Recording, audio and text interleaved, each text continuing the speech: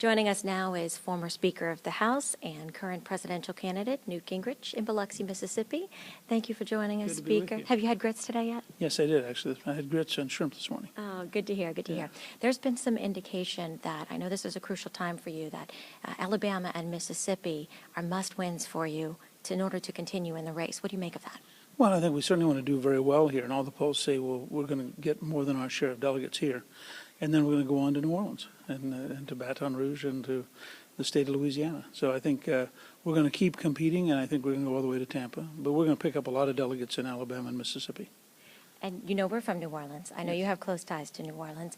What would you say is the most crucial and maybe frustrating issue that we're facing in Louisiana, and what would you do as president to change that? Well, as you know, I went to Tulane, and my younger daughter was born in New Orleans. I think jobs are the most crucial issue everywhere. I think energy is a big piece of jobs. I think reopening the Gulf in a responsible way, getting those $80,000 a year plus jobs back online.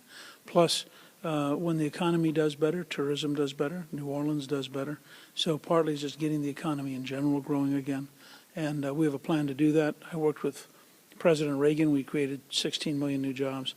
I worked with President Clinton. We created 11 million new jobs, got unemployment down to 4.2%. I think that's the kind of approach we need. And how do you rate on a scale of 1 to 10 President Obama's handling of the BP oil spill, and how do you rank our recovery? Where do you think we are now? What would you do to help with that?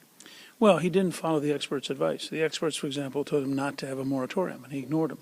The Coast Guard was disorganized. There was a great deal of confusion in the first 60 days. They took far too long to bring new equipment in. It turned out, and this was a big surprise to me, all the most modern equipment for oil spills are either Japanese, Dutch, or Norwegian. And so you have to raise the question, why don't we put the Coast Guard in charge of this kind of thing? And why doesn't the Coast Guard have an advanced research projects agency? And why don't they have the most modern cleanup equipment in the world? But they didn't. So on a scale of 1 to 10?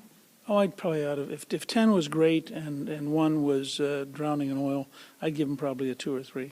All right. Thanks so Thank much, you. Speaker Gingrich. Good luck to you.